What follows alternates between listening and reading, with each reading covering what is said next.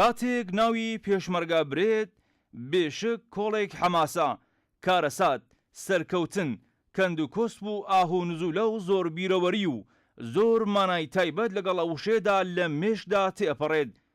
پێشمەرگە ئەو مرۆڤەیەکە هەوڵی ڕاگررتنی ژیان ئەدات، هەوڵی ئاوەدانی ئەدات، هەوڵ ئەدات کە ژیان نەمرێت و زۆر جاران ئەو هەوڵانە بە نرخی بەختکردنی گیانی خۆی تەواو بووە و ئەبێت. پێشمەرگە ڕەمزێکە بۆ مانەوە، هێمایەکە بۆ خەبات و تێکۆشان، بۆ هەوڵدان لە پێناو وەدیهاتنی ئاوات ئینسانیەکان. پێشمەرگە ئەو مرۆڤە خۆبەخشەیەکە بەبێ چاوەڕوانی پاداش لە کەس بە نرخی ژیان و گیانی خۆی لە هەوڵ و تێکۆشاندا بووە و هەیە. پێشمەرگەی کۆمەڵە هەڵگری کۆمەڵێک تایبەت بەخۆیەتی کە سەری ئەم هێزەی سەربەرزانە ڕاگرتووە. مرۆڤێکە قەڵەم کەرەسەیەتی و بیری نوێ شانازیەتی و چەکیشانی پارێزەری دەنگی هەژاران و چەوساوەکانە. پێشمەرگەی کۆمەڵە ئەو مرۆڤەیە لە لایەک بە چەکیشانی هەوڵی بەرگری لە خاک و خەڵک و ژیان ئەدات و لە لایەک بە قەڵەمی دەستی هەوڵی ڕێنوێنی داوە و ڕێگە چارەکانی نیشانداوە و ڕێگای لا ڕێجیا کردوێتەوە بەڵکو و هاوڵاتیان و هاوچارەنووسانی لە چاڵ نەکەون. پێشمەرگەی کۆمەڵە ئەو مرۆڤەیەکە بە بیری نوێ بەردەوام ڕۆشنکەرەوەی لێڵایی ناو کۆمەلگا بووە و وەک هێزێکی داهێنەر سەرچاوەی داهێنان بووە و هەیە. هێزێکە بەردەوام و بەبێ ڕاڕایی و بەبێ سڵکردن بە گشت دواکەوتووی و کۆنەپەرستیدا چووەتەوە. هەوڵی داوا بە داهێنانەکانی شۆڕشێکی فەرەنگی و کولتوریش ڕێک بخات.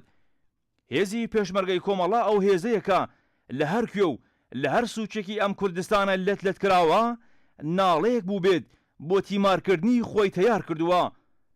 لە ڕۆژهەڵات سەرقاڵی خەبات و تێکۆشان بووە و لە پارچەکانی دیکە وەک هێزی پاڵپشت تێکۆشەر و یاریدەدەری خەباتیان بووە. هێزێکە بست بە بستی شاخ و دەشت و دەری کوردستانی ڕۆژهەڵات شار و گوند و کۆڵانەکانی کوردستان مەیدانی خەباتی بووە. حەماسەی تێدا خوڵخاندووە و گیانبازی تێدا کردووە. لە ڕۆژهەڵات وەک مەیدانی حەماسە و تێکۆشانی سوچ و قوشبنێک نییە کە شاهیدی تێکۆشانەکانی ئەو هێزان نەبوو بێت. لە هەر کوێی ئەم کوردستانەدا پێویست بوو بێت وەک هێزێکی ئامادەی لەسەر پێ، وەک هێزێکی خۆبەخشی ڕزگاری دەر، وەک هێزێکی شۆڕژگێڕی ماندوونەناس ئامادە بووە و سنگی کردوۆتە قەڵغان بۆ پاراستنی ئازادی و بەرگرتن لە دەستدرێژەکانی داگیرکەران. ئەو هێزە کە پانتایی کوردستانی ڕۆژهەڵات مەیدانی جەولە و کار و چالاکی تێکۆشانی بووە، ئێستاش هاوکات لەگەڵ تێکۆشانەکانی لە ناوچەکانی ڕۆژهەڵاتی مەڵبەندی لەدایکبوون و گەورەبوونی ئەوە تا لە کوردستانی باشوور شان بەشانی هێزی پێشمەرگەی کوردستان لەو هەریمە پارێزگاری ئەکات و سنگی کردووەتە قەڵغان و شانی داوەتە ژێر باری خەبات لە کوردستانی باشووریش.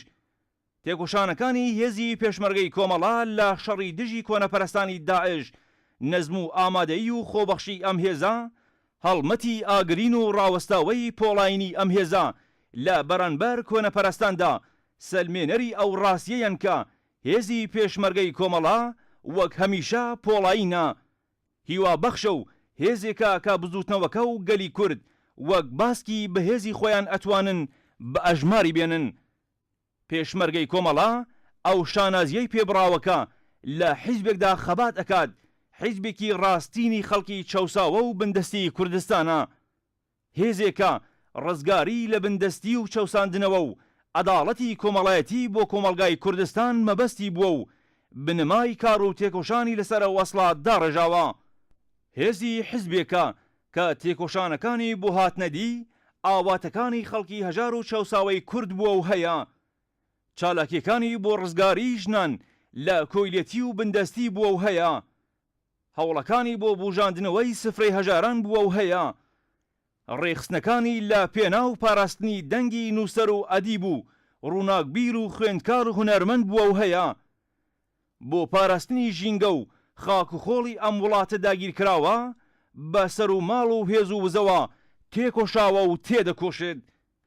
هێزی پێشمەرگەی کۆمەڵە هێزی ئەو حیزبەیەکە خودی حیزب و هێزی پێشمەرگە و هەموو ڕێخستنەکانی خۆی تەرخان کردووە بۆ هاتنەدی ئاواتەکانی خەڵک.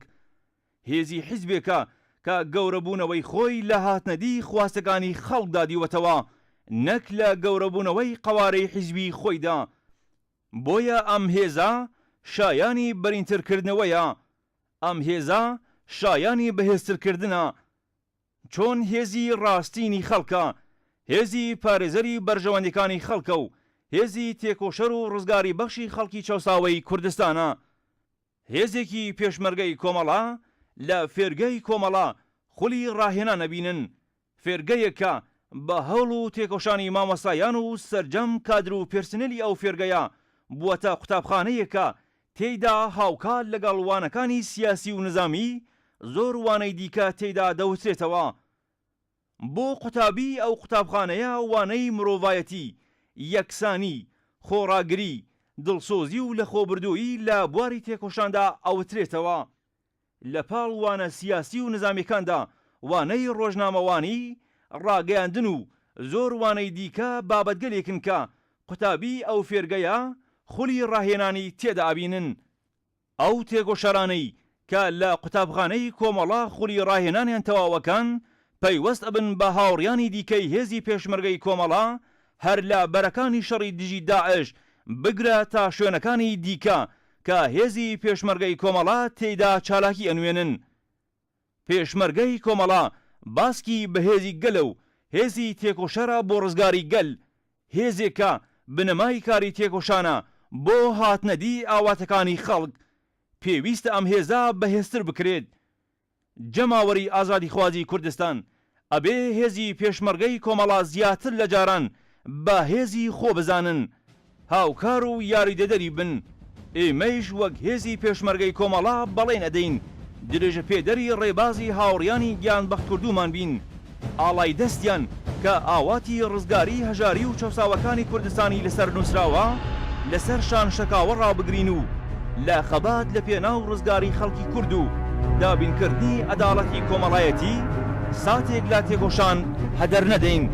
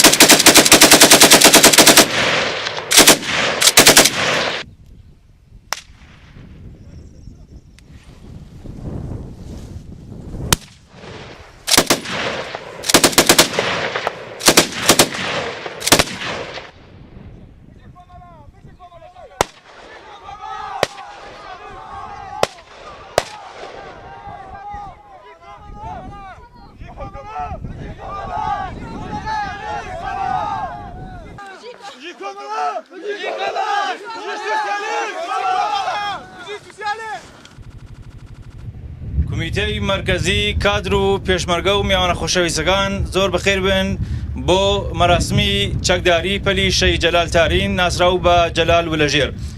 ڕێزی بەنامەکەی ئەمڕۆمان بەم شێوەی خوارەوەیە. سەرەتا ڕێوڕسمی چەکداری پەلی شەی جەلالتارین بە سرودی بانگەواز سرودی ڕسمی کۆمەڵا دەست پێ دەکات.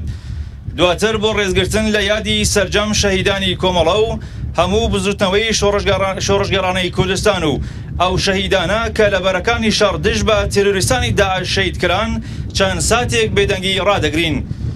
پاشان پەیامی فێرگەی سیاسی نظامی کۆمەڵا لەلایەن هاوڕێی خەلیل فەتاحی یەکێک لە بەرپرسینی فێرگەی کۆمەڵا پێشکەشتان دەکرێت. دواتر کورتێک لە ژیاننامەی شەهی جەلالتارین ناسراو بە جەلال ولەژێر پێشکەش دەکرێت. دواتریش هاوڕێیانی تازە پێشمەرگەی پەلی شەی جەلالتارین کارت و چەکەکانیان لەلایەن هاوڕێ مەولود یوسفی یەکێک لە بەرپرسانی فێرگەی کۆمەڵا وەردەگرن و دواتر سرودێکی شۆڕژگەڕانەتان پێشکەش دەکەن. پاشان پەیامی پەلی شەی جەلالتارین لەلایەن هاوڕێ شاهۆ مەحموودی دەخوێنرێتەوە. دەقی پەیامی پەلی شەی جەلالتارین بە زاراوەی هەورامی لەلایەن هاوڕێ موحسن محەممەدی پێشکەشتان دەکرێت. دواتر هاوڕێ شوانە ڕەحمانی شێرێکی شۆڕژگەڕانەتان پێشکەش دەکات.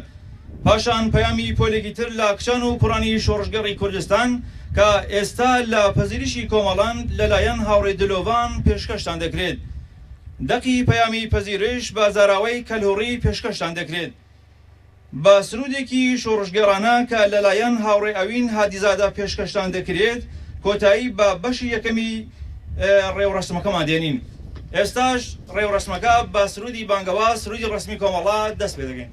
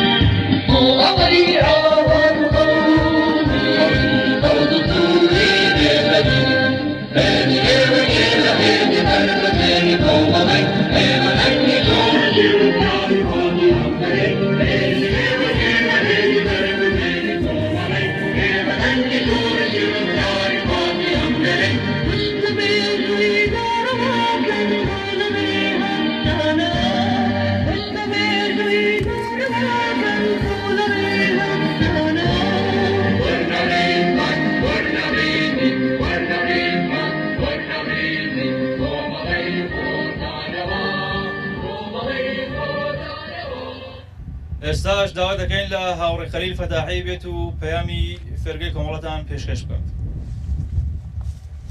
کۆمەیتەی ناوەندی کادر و ئەندامانی کۆمەڵە، هاوڕیانی تێکۆشەری پێشمەرگە بەشداربووانی بەڕێز، بەخێر بێن بۆ پەیوەستبوونی پۆلێکی تر لە کچان و کوڕانی تێکۆشەری کوردستان بە ڕیزەکانی هێزی پێشمەرگەی کۆمەڵەوە. ئەمڕۆ لەوەها هەلومەرجێکدا پۆلێکی تری ئازادیخواز لە دوای تێپەڕاندنی دەورەی سیاسی نظامی لە ژێرناوی پەلی شەید جەلال و لە ژێر ڕەسمەن بە سفوفی هێزی پێشمەرگەی کۆمەڵەوە پەیوەست دەبن کە لەلایەک کۆماری ئیسلامی کەوتووەتە ژێر فشاری گەورەی دەرەکی و ناوخۆیی. ڕۆژ لەگەڵ ڕۆژ خەڵکی وەزاڵەهاتوو و زڵم لێکراوی ئێران کەوتووەتە ژێر فشاری گەورەی دەرەکی و ناوخۆیی. خەڵکی ئێران زیاتر لە دژی ئەم ڕژیمە کۆنەپەرستە دەوەستنەوە و ناڕزایەتی لێرە و لەوێ پەرەی سندووە و کۆماری ئیسلامی هەتا دێ لە بەرچاوی خەڵک و دنیای دەرەوە ڕەش دەبێ و شەرعیەتی خۆی لەدەست دەدا و فشاری ئابووری و سیاسی کۆمەڵایەتی ئێرانی بردووەتە بەردەم تەقینەوەیەکی بەهێزی کۆمەڵایەتی. کۆماری ئیسلامی هەموو ئێرانی ملیتاریزە کردووە و بە تایبەت کوردستانی کردووەتە پادگانێکی گەورەی نظامی بەهێز. هێزی دەرەکی ڕەقدڵ و تینوو بە خوێنی کورد لە کوردستان داناوە بۆ بێدەنگکردن و سەرکوتکردنی خەڵکی وەزاڵەهاتوو، چالاکانی سیاسی و خوێندکاران و ئازادی خواست.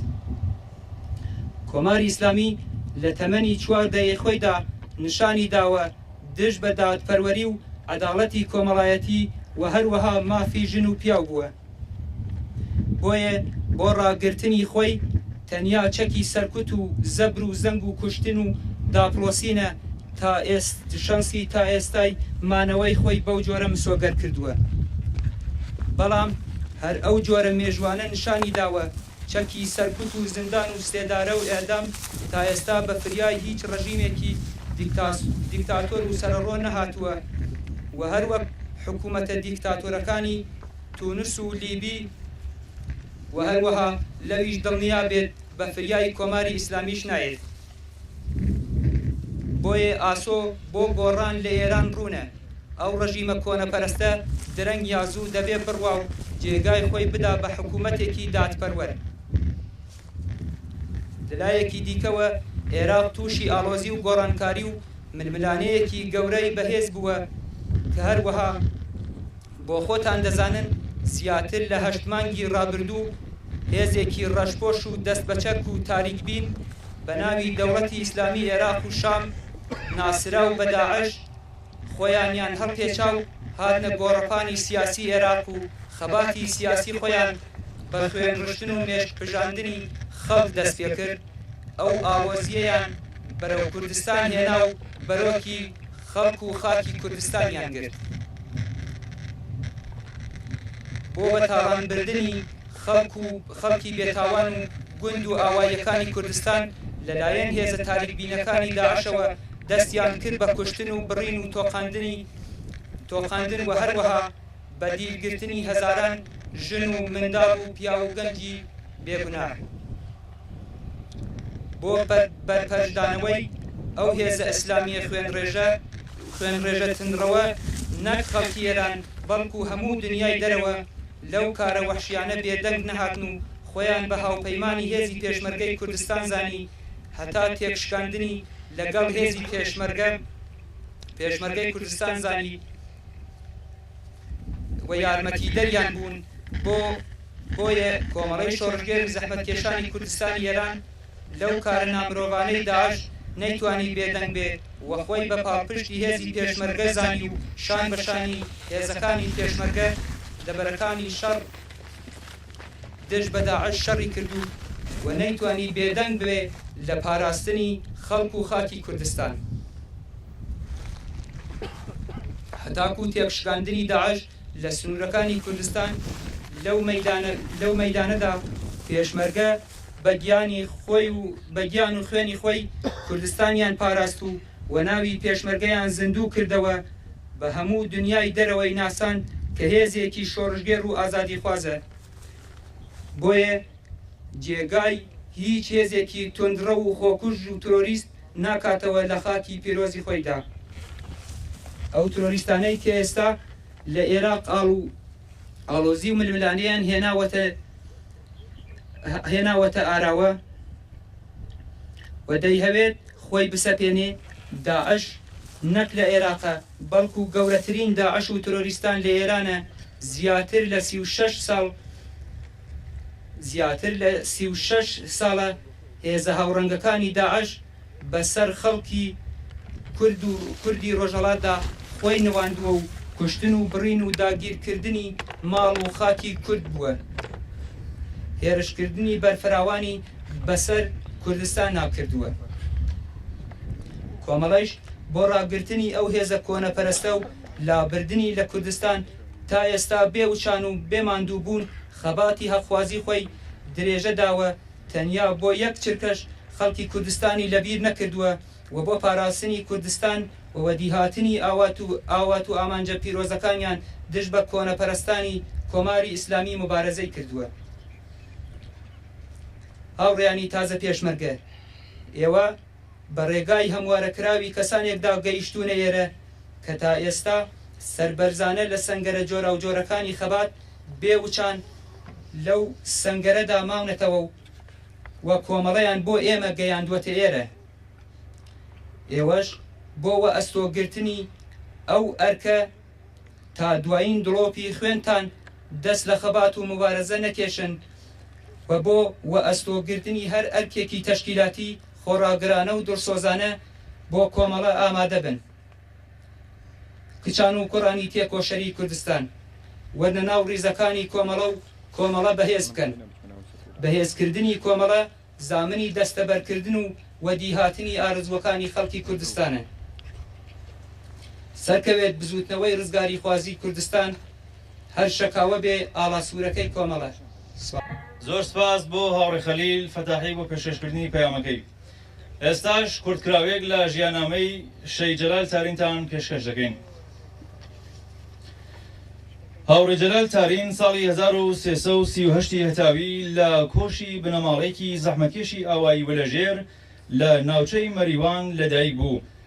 هەر لە سەرەتای منداڵیەوە لەگەڵ دەردوڕەنجی هەژاری ئاشنا بوو. دەورانی خوێندنی سەرەتایی هەر لە ئاوایی وەلەژێر تەواو کرد و پاشان بۆ درێژەدان بە خوێندن چووە شاری مەریوان و دواتر ڕۆیشتە شاری ورمێ و لەوێ دیپلۆمی وەرگرت. تەواوکردنی خوێندنی هاوڕێ جەلال هاوکات بوو لەگەڵ ڕاپەڕینی کۆمەڵانی وەگیان هاتووی ئێران لە دژی ڕژیمی شا لە ساڵی 1357 هەتاوی. پاش ڕاپەڕینی ساڵی 57 هەتاوی شەید جەلال لە پێکاتنی یەکێتی جوتیارانی مەریواندا هەوڵێکی زۆری دا و خەڵکی زەحمەتکێشی ئەو ناوچەیەی بۆ ئەنجامی ئەو کارە بانکێش دەکرد و ئەوانی لەگەڵ چۆنیەتی و پێکێنانی ئەم ڕێکخراوەیە زیاتر ئاشنا کرد و هەر لەو سەردەمە بوو بۆ درێژەدان بەم کارە خەباتی خۆی بە ڕیزەکانی کۆمەڵەوە گرێدا و لێبراوانە وێڕایی هاوڕیانی ئەتا ڕۆستەمی و ئەبەی نەودینیان و باقی هاوڕیانی دیکەی دڵسۆزانە لە بنکەی وەلەژێر یەکێتی جوتیاران و دێهاتی دەوروبەر هەڵدەسوڕا. هاوڕێ جەلال تارین ناسراو بە جەلال وەلەژێر پارێزەر و لایەنگەری ئازادی و ئەداڵەتی کۆمەڵایەتی خەڵکی زەحمەتکێش و هەروەها خۆشەویست و جێگای متمانەی هەموو خەڵکی ناوچەی مەریوان بوو. هەر بۆیە باسی شەهامەت و لەخۆبردووی ئەو ڕۆڵە خۆشەویستە لە سەرزاری هەموو ئەوانەیەکە دەیناسن و یادی ئەو فەرماندە خەباتکار و شۆڕژگێڕە و دڵسۆزەی کۆمەڵە بۆ هەمیشە لە دڵیاندا زیندووە. شەهید جەلال فەرماندەیی گەلێک شەڕ و حەماسەی سەرکەوتوانەی کردووە. لەوانە تەفروتناکردنی چەند ستوونی هێزە سەرکوتکارەکانی ڕژیم لە ناوچەی کامێران و چەندین شەڕی نێوشاری مەریوان و گرتنی پایگای دەکەڵی ئەو شارە، هەروەها تێکشکاندنی ستوونی نظامی ڕژیم لە ناوچەی گەوێڵە و چنارە لە جادەی سەرشیوی مەریوان و شەڕی دراوبالک لەسەر جادەی سنە و مەریوان و شەڕەکانی سێکوچکە و قەلەبەرد و دەوروبەری ئاوایەکانی دەرێ و چۆڵە دەڵێ و چۆر لە چەند مەیدانێکی دیکان لە حەماسە و قارەمانیەتی پێشمەرگەکانی کۆمەڵە کە بە فەرماندەی هاوڕێ جەلالتارین بەڕێوەچوون. سەرنجام ئەم فەرماندە ئازا و جەسوورەی کۆمەڵە و ڕابەری دڵسۆز و خۆشەویستی کرێکاران و زەحمەتکێشانی کوردستان لە کاتی بەڕێوەبردنی مەعموریەتی تەشکیلاتی ڕۆژی 14 گەلاوێژی ساڵی 1361 هەتاوی لە ئاوایی سێکوچکە سەر بە ناوچەی کۆماسی مەریوان لە شەڕێکی سەخت و خوێناویدا بەرامبەر بە هێزە داگیرکارەکانی کۆماری ئیسلامی پاش مقاومەت و خۆڕاگریەکی زۆر گیانی لە پێناو ئامانجە بەرزەکانی کۆمەڵەدا بەخت کرد و پەیوەست بوو بە کاروانی شەهیدانی سەربەردی کۆمەڵەوە یادی بەرز و ڕێگای پڕێبوار.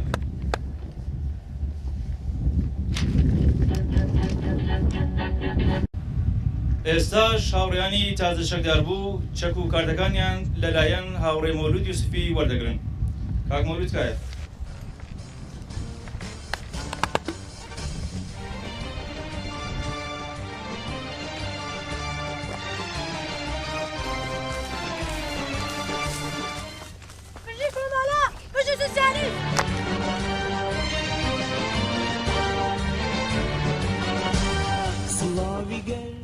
بژی کۆمەڵە بژی سوسیالیست هەمێدمەت پێشکەش بڵنگی هەردی وڵات ئەی هەواڵی پێشمەرگە بژی کۆمەڵە بژی سوسیالیست دڵی پڕ هەمێدمەت پێشکەش بڵنگی هەردی وڵات بژی کۆمەڵە بژی سوسیالیست لە دەوری دەست و تفەنگت گەڕێن کە ڕۆژی خەبات لە ئاستی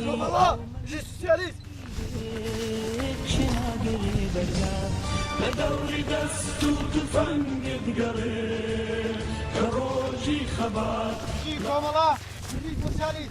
تیژت چناگەرێ بەرگا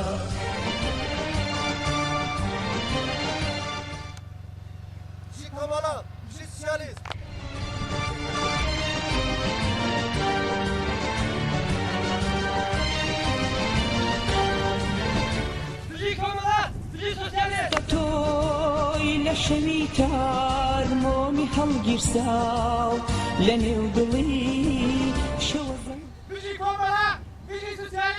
ڕاساو ئەوەستە تۆی لە شەوی تار مۆمی هەڵگیرساو لە نێو دڵی وەکو بڕێک ڕاساو سڵاوی گەرمی دڵی پڕ هەمێدمەت هەردی وڵات ئەی هەواڵی پێشمەرگە سڵاوی گەرمی بژی کۆمەڵە بژی سوسیالیست پێشکەش بڵنگی هەردی وڵات ئەی هەواڵی پێشمەرگە بژی کۆمەڵە بژی سوسیالیست تفەنگت دەگەڕێن کە ڕۆژی خەبات لە ئاستی هەڵمەتی بژی کۆمەڵە بژی سوسیالیست بەرگا لە دەوری دەست و تفەنگت گەڕێ کە ڕۆژی خەبات لە ئاستی بژی سوسیالیست. ئێستاش هاوڕێیانی پەلی شەی جەلال سرودێکی شۆڕژگەڕانەتان پێشکەش دەکەن.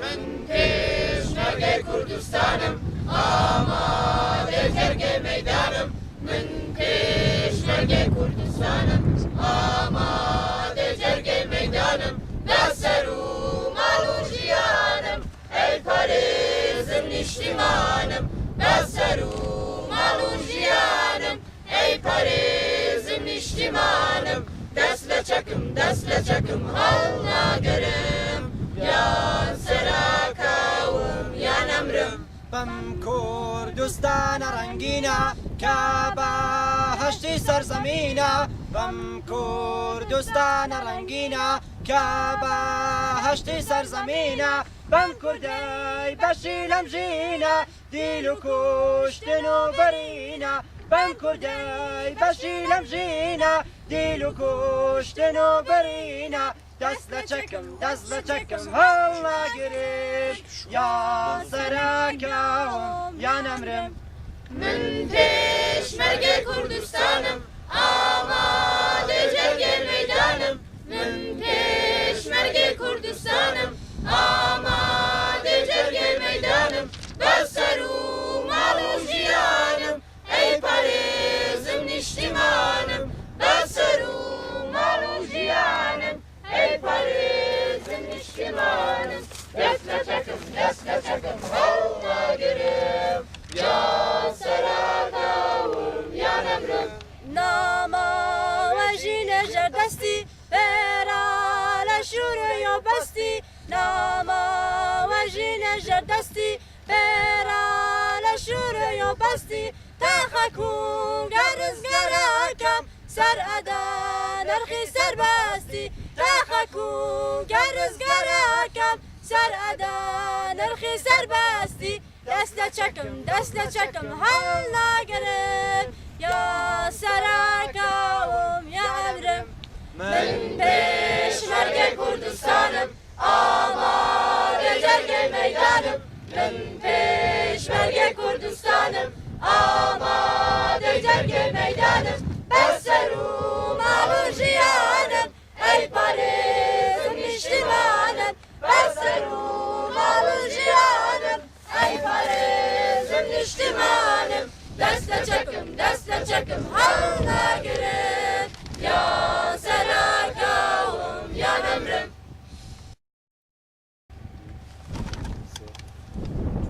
بژی کۆمەڵە بژی سوسیالیسم بژی پێشمەرگە بە هیوای مادونەبوون و سەرکەوتن بۆ هاوڕیانی تازەشەکدار بوو.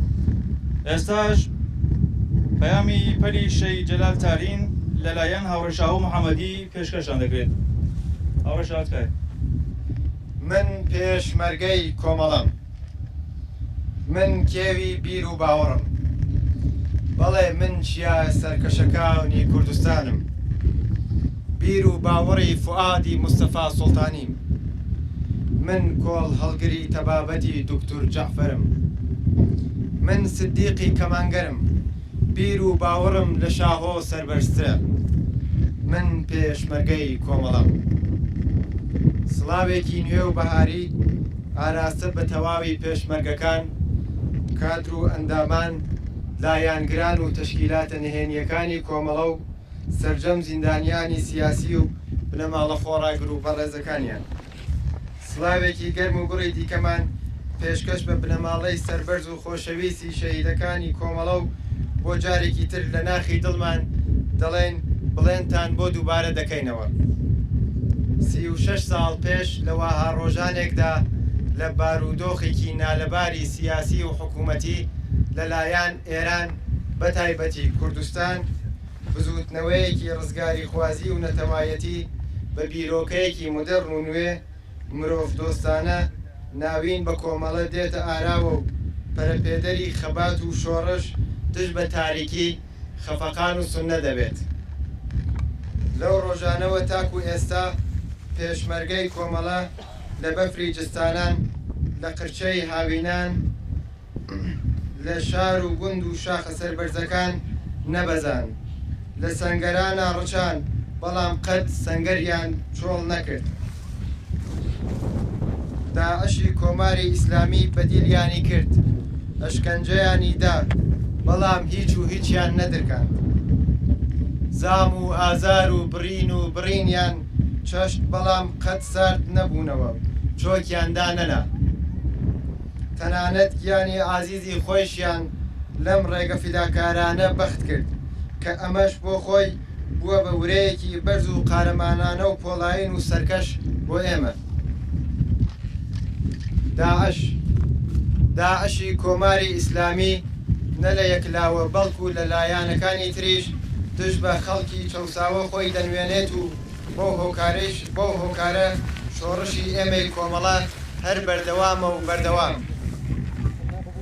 بۆیە ئێمە پەلێک لە کوڕان و کچانی ڕۆژهەڵاتی لەلایەن فێرگەی سیاسی نظامی کۆمەڵەی شۆڕژگێڕی زەحمەتکێشانی کوردستانی ئێران بە تێپەڕکردنی قۆناغەکانی ئەم بەشە کە بریتی بوو لە کلاسەکان و کارگاگەلێک کولتوری و مێژووی فەرهەنگی و ئەخلاقی سایکۆلۆژی و کۆمەڵایەتی و لە هەموو گرنگتر سیاسی و نظامی بە تازەترین و ئەپدەیترین بۆچوونەکان بە نێوی پەلی شەهیدی نەمر شەهید جەلالی ولەژێر بە دروشمی بەرزی بژی کۆمەڵا بژی سۆسیالیزم پەیوەست بووین بە ڕیزەکانی هێزی پێشمەرگەی کۆمەڵەی شۆڕژگێڕی زەحمەتکێشانی کوردستانی ئێران و چەکی پڕ لە شانازی کۆمەڵە ئەەکەی نشانمان و ئەبێن بە بڵێن پێدەر و درێژەدەری ئەندیشەکانی کەکفواد و سەرجەم شەهیدانی کۆمەڵە.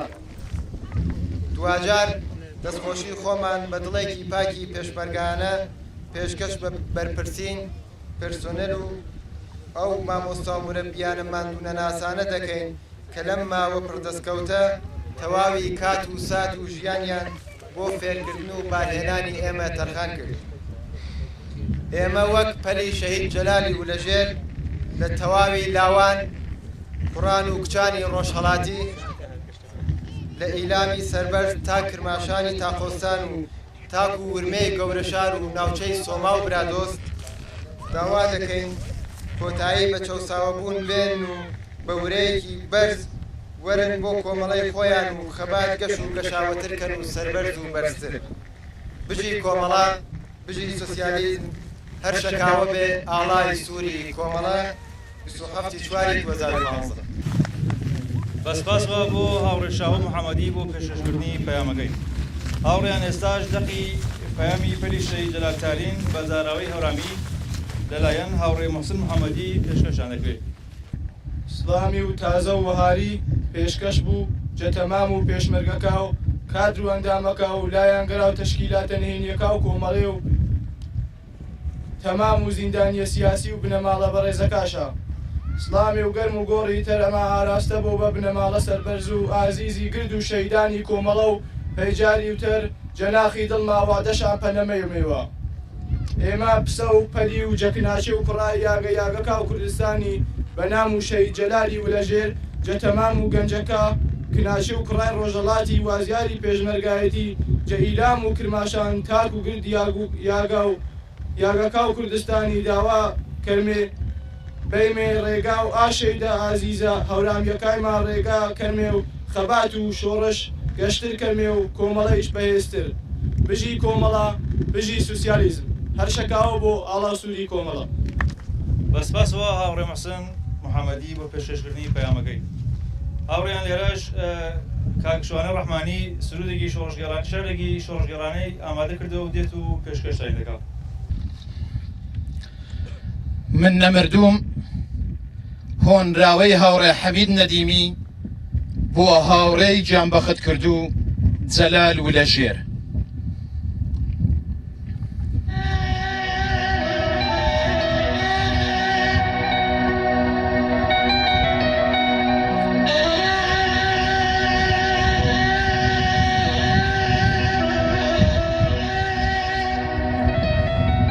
کاتێک کە نور هاتوو جەرگی تاریکی هەڵدڕی کوردستان بۆ خۆی بوژایەوە ئاڵای کۆمەڵە لەسەرەوەی هەمویان شەکایەوە ڕەنگی سوور و جوانی خوێنی لاوانی کوردستان شەکایەوە حیزبی کرێکاران ڕەنزدەران جوتیاران حیزبێک کە بە شانازیەوە چەک و کارتی پێشمەرگایەتی دەستدا سەدان شانازی بە کۆمەڵەبوونی خۆم بە چاوان بینی دوژمن لە هەستی شێرانم دەبەزا و حەبەسا لە ناو گۆڕی تەنگ و تاریکە من هەرماوم نەمردوم من جەلالی ولەژێرم سەیرکەن میرازگرانم وەرن لە دەوری گۆڕی من کۆبنەوە بەڵام ئەمە گۆڕی من نییە، گۆڕێکە کە دەستم بەسەرداگرتووە. دوژمنی تێدەخەم و دای دەپۆشم. من نامرم، ئاڵا سوورەکەی کۆمەڵەم. من ئاڵای سووری کۆمەڵەم و لە خاک نانێژرێم. من جەلالی و لە ژێرم، بەدەیان و سەدان ڕۆڵەی نیشتمان چەک بەدەست. ئیمان وەک پۆڵا نابەزین، تاکو خۆری ڕوون تاریکی وڵات بە تەواوەتی نەسرێتەوە. جەلالی و لە ژێرم نەمردووم هەرماوم. شێ دەڵێت نەماوم؟ میرازگرانم سەیر بکەن، ئاڵای سووری کۆمەڵە سەیر بکەن. من هەرماوم، هەورە بروسکەی بەهارم، ڕێژنە بارانێ کە بەسەر مەزرای پر لە گوڵاڵەکانی کوردستانم. سەیرکە پێشەنگم خانەیە، ڕابرم کاک فوادە، دەنگم کاک سەدیقە، دەرمانی هەژارانم دکتۆر جەعفەرە. من نامرم، جەلال و لە ژێرم هەرماوم. من کۆمەڵەم و کۆمەڵە هەرماوە. بەسپاسە. زۆر سپاس بۆ هاوڕێشوانە ڕەحمانی بۆ پێشکەشکردنی شێعرەکەی. هاوڕێیان ئێستاش پۆلێکی تر لە کچان و کوڕانی شۆڕژگەڵی کوردستان کە هەرێستا لە پەزیرشی کۆمەڵان پامێکیان ئامادە کردەوە و لەلایەن هاوڕێ دلۆڤان پێشکەشتان دەکرێت. ئەم کاتتان باش هاوڕێن. پەیامی بەشی وەرگرتنی کۆمەڵە بە بۆنەی پەیوەستبوونی پۆلێک لە کچان و کوڕانی کوردستانی ڕۆژهەڵات بە ڕیزی هێزی پێشمەرگەی کۆمەڵەی شۆڕژگێڕی زەحمەتکێشانی کوردستانی ئێران. لە سەرەتادا بە خێرهاتن لە پێشمەرگە ئەندام و کادرەکانی کۆمەڵە سەبارەت بە بەشداریان لە ڕێوڕەسمی چەکداربوونی پۆلێک لە کچان و کوڕانی خەباتکاری کوردستانی ڕۆژهەڵات و پەیوەستبوونیان بە هێزی پێشمەرگەی کۆمەڵەوە دەکەین. بەڕێزان و هاوڕێیانی خۆشەویست، ئێمە وەکو کۆمەڵێک لە خوازیارانی پێشمەرگایەتی بەشی وەرگرتنی کۆمەڵە پێکهاتوو لە کچان و کوڕان پیرۆزبایی خۆمان ئاراستەی ئەو پۆلە لە کچان و کوڕان لە پەلی شەهید جەلال و لەژێر دەکەین کە بە سەرکەوتوانە قۆناغی سیاسی و نظامیان تێپەڕ کردووە و توانیویانە چەکی پڕ لە شانازی کۆمەڵە لە شان بکەن و دروشمی بژی کۆمەڵە و بژی سوسیالیزم بەس بکەنەوە.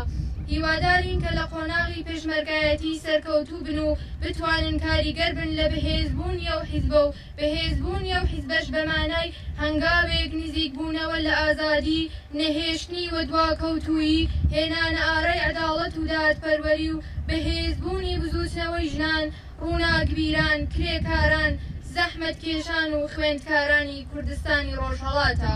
هەروەها دەستخۆشی و ماندوونەبینی لە بەرپرسانی فێرگە دەکەین کە ماندوونە ناسانە و شەو نەخوونی ئەوڵیان داوا لە بوارە جۆراوجۆرەکان شتفێری خوازیارانی پێشمەرگایەتی بکەن. لە وتنەیەکدا لە ئێستادا لە ئێران بەتایبەت کوردستانی ڕۆژهەڵات لەژێر فشار و زەبر و زەنگی ئەمنیەتی کۆماری ئیسلامیدایە و هەموو چین و توێژێکی ئەو وڵاتە بە توندی سەرکوت دەکرێت و ڕۆژ لە دوای ڕۆژ دەستگیری چالاکانی سیاسی و مەدەنی، ئاستی هەژاری، بێبەشبوونی بنەماڵەکان و کۆمەڵگایەکە لە مافە سەرەتاییەکان بەربڵاوتر دەبێتەوە و ئەو وڵاتە بەرەو ئاقارێکی قەیراناوی و سوورتر لە هێڵی سوور دەڕوات. هەروەها لە لایەکی دیکەوە کورد وەکو نەتەوەیەک لەلایەن دوژمنی مرۆڤایەتی و دوژمنی فکر و ئەندیشە لە هەڕەشەدایە و لە هەڕەشەدایە و داعش لە مانگی 6 2014 زاینیەوە هێرشی کردووەتە سەر خاکی کوردستان.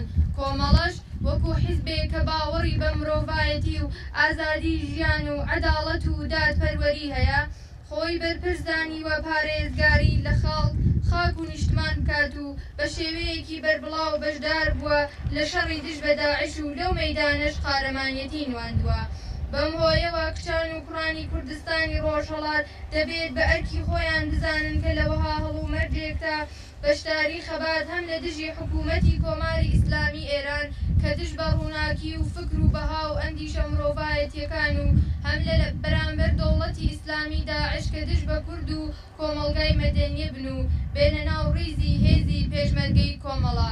ئێمە وەکو خوازیارانی پێشمەرگایەتی بەشی وەرگرتنی کۆمەڵە داوا لە هەموو کچان و کوڕانی کوردستانی ڕۆژهەڵات هەر لە ناوچەی ئیلام و کرماشان تاکو و ناوچەی سۆما و برادۆز دەکەین و بێ هیچ ڕاڕای و گومانێک بە حیزبێک پەیوەست بن کەوانەی بەرەنگاری لە 28 گەلاوێژ، وانەی خەباتی مەدەنی لە کۆچی مەریوان، وانەی خەباتی ژنان، وانەی خۆڕاگری لە زیندانەکان و وانەی پشتگیری لە زەحمەتکێشان، کرێکاران، خوێندکاران، ڕووناکبیرانی لە قوتابخانەکانی وتوەتەوە.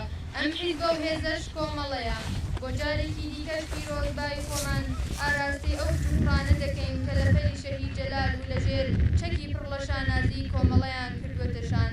سەرکەوێت بزوتنەوەی ڕزگاری خوازی گەلی کورد، بژی کۆمەڵە، بژی سوسیالیزم. خوازیارانی پێشمەرگایەتی بەشی وەرگرتنی کۆمەڵە 27/4/2015 بەسپاسەوە. زۆر سپاس بۆ هاوڕێدرەوان بۆ پێشکەشکردنی پەیامەکەی. هاوڕێن ئێستاش دەقی پەیامی پەزیرش بازاراوەی هەورامی بەزاراوەی کەلوڕی لەلایەن یەکی لە هاوڕێیانی پەزیرش و پێشکەشان دەکرێت. پەیامی لەلایەن بەشی وەرگرتنی کۆمەڵە بە وێنەی سەربەرزی بڕێک لە لێتان و کوڕانی کوردستانی ڕۆژهەڵات بەڕێدەی پێشمەرگەی کۆمەڵەی شۆڕشکەری زەحمەتکێشی کوردستانی ئێران. لە ئەوڵەوە خێرهاتن لە پێشمەرگەی و کاروەدەسەیل و کادرەکان بە وێنەی کردبوون و هاتنتان لە جەشنە چەکداری بڕێک لە لێتان و کوڕان و گیانوازی کوردستان و ڕۆژهەڵات هاتنتان وە هێزە پێشمەرگەی کۆمەڵە پیرۆزبایەکی من.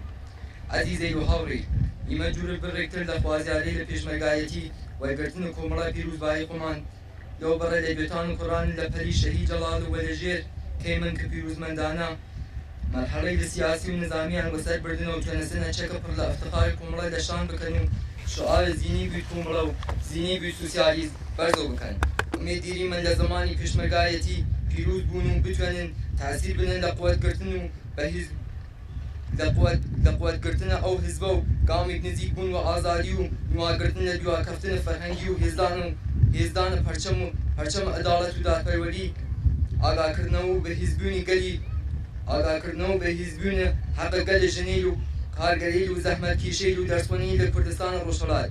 ئیمە جۆر خوازیارەی لە پێشمەرگایەتی بەشی وەرگرتن داوا لە کشت ژنێل و پیای لە کوردستانە ڕۆژهەڵات هەر لە ناوچەی ئیلام و کرماشان تا سەوما و برادۆز بی هیچ شەک و گومانی بانە ناو